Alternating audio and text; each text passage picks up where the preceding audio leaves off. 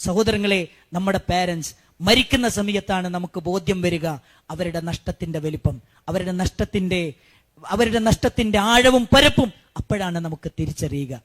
സഹോദരങ്ങളെ, എൻ്റെ പ്രിയപ്പെട്ട ഒരു സഹോദരന്റെ പെങ്ങള് മരിച്ച സമയത്ത് ഞാൻ ഇപ്പോഴും ഓർക്കുന്ന അതാണ്. സഹോദരി മരിച്ചു, 37 വയസ്സേ ഉള്ളൂ, 3 മക്കളുണ്ട്. ക്യാൻസർ എന്ന് പറയുന്ന മാരകമായ രോഗം ബാധിച്ചാണ് മരിച്ചത്. ആ മയ്യത്ത് ആ വീട്ടിന്റെ ഉള്ളിൽ നിന്ന് നിസ്കാരം കഴിഞ്ഞ് പുറത്തു കൊണ്ടുപോകണം, പള്ളിയിലേക്ക് കൊണ്ടുവന്ന സമയത്താണ് വീട്ടിന്റെ ഉള്ളിൽ നിന്ന് പറയുന്നത്, ചെറിയ മക്കളല്ലേ, ഇന്നലെ രാത്രി കണ്ടതാണ് ഉമ്മാന, മയ്യത്ത് കൊണ്ടുവല്ല, ആ മക്കളൊന്ന് കണ്ടോട്ടെ. സഹോദരങ്ങളെ, 3, 15, 17, 5 വയസ്സുള്ള 3 മക്കൾ. ആ 3 മക്കളെയും കൊണ്ടുവന്നു. 2 ആൺകുട്ടികളും ഉമ്മാന്റെ മയ്യത്തിന്റെ 3 കെട്ടുകൾ കെട്ടിയ കെട്ടുകൾ മയിച്ചു കൊടുത്തു, മുഖം തുറന്നിട്ട് കൊടുത്തു. മക്കൾ 3 പേരും 2 പേരും അവിടെ മുട്ടുകുത്തിയിരുന്ന് പായയിൽ കടത്തിയിരിക്കുന്ന മയ്യത്തിലേക്ക് നെറ്റിത്തടം വെച്ച് ആ നെറ്റിത്തടത്തിൽ മുത്തം വെക്കുകയാണ് 2 ആൺകുട്ടികളും. പിന്നെ കൊണ്ടുവന്നത് 5 വയസ്സുള്ള ചെറിയ മോളെയാണ്. ആ ചെറിയ മോളെ ഉമ്മാന്റെ മയ്യത്തിന്റെ അടുത്തേക്ക് കൊണ്ടുവന്നിരുത്തിയപ്പോ ആ പൊന്നുമോൾ എന്താ ചെയ്തെന്നറിയോ സഹോദരങ്ങളെ? ആ ഉമ്മാന്റെ മയ്യത്ത് കെട്ടിപ്പിടിച്ചിട്ട് കരയാൻ, എന്നിട്ട് ചോദിക്കാൻ, എൻ്റെ ഉമ്മച്ചീനെ എങ്ങോട്ടാണ് നിങ്ങൾ കൊണ്ടുപോകുന്നത്? ഞാൻ ആരുടെ അടുത്താണ് ഞാൻ കിടന്നുറങ്ങാൻ?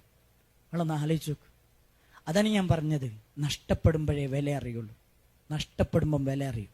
വീട്ടിലേക്ക് കയറി ചെല്ലുമ്പോൾ ഉമ്മ എൻ്റെ ഡ്രസ്സ് എവിടെ, എൻ്റെ ബെൽറ്റ് എവിടെ, എൻ്റെ ടേബ് എവിടെ, എൻ്റെ ചാർജർ എവിടെ? സഹോദരങ്ങളെ, കയറി ചെല്ലുന്ന സമയത്ത് അവിടെ ഉമ്മയില്ലാത്തൊരവസ്ഥ ഇങ്ങോട്ടൊന്ന് ആലോചിച്ചു, ചിന്തിച്ചു. ഉൾക്കൊള്ളാൻ പറ്റുമോ നമുക്ക് ആർക്കെങ്കിലും? അതിനെന്തറിയോ, ജീവിതത്തിൽ ഇങ്ങനെ കുറെ കൂട്ടുകാരന്മാരും കളിക്കാനും ചിരിക്കാനും ഇതിനൊക്കെ അവസരങ്ങൾ കിട്ടുമ്പോൾ നമുക്ക് തന്നെ തോന്നിപ്പോവാണ്, എനിക്ക് ആരുമില്ലെങ്കിൽ വലിയ കുഴപ്പമൊന്നുമില്ല.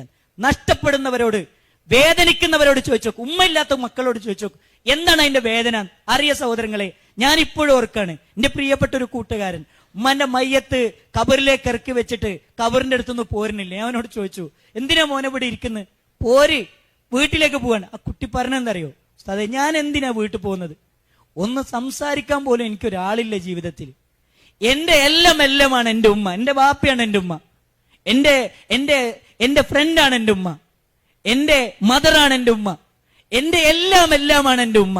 വീട്ടിലേക്ക് കയറി ചെല്ലുമ്പോ ഒന്ന് സ്നേഹത്തോടെ ഒന്ന് തലോടാൻ, ഒന്ന് മാറിലേക്ക് ചേർത്ത് പിടിക്കാൻ, ഒന്ന് നെറ്റിത്തടത്തിൽ ഒരു മുത്തം വെക്കാൻ ഒരു ഉമ്മയില്ലാത്ത വീട്ടിലേക്ക് ഞാൻ എങ്ങനെ കയറിപ്പോകും എന്ന് ചോദിച്ച ആ കുട്ടിയോട് എനിക്ക് പറയാൻ മറുപടി ഉണ്ടായിരുന്നില്ല.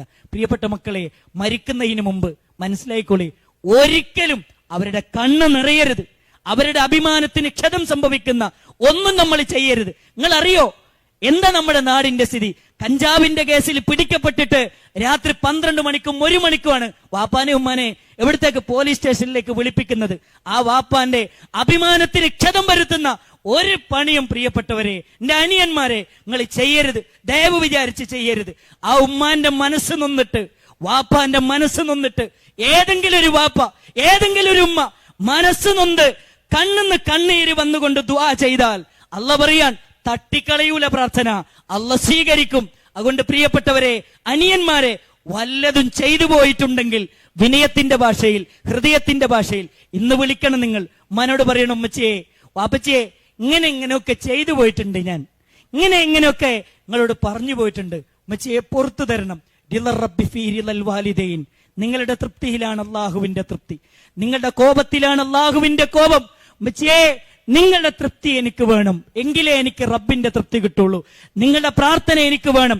ഇനി മുന്നോട്ടുള്ള ഓരോ കാലടിക്കും എനിക്ക് നിങ്ങളുടെ പ്രാർത്ഥന വേണം, എനിക്ക് നിങ്ങളുടെ പിന്തുണ വേണം, എനിക്ക് നിങ്ങളുടെ സഹായം വേണം, എനിക്ക് നിങ്ങളുടെ മാനസികമായും ശാരീരികവുമായുള്ള സഹായം ഞങ്ങൾക്ക് ആവശ്യമുണ്ട്.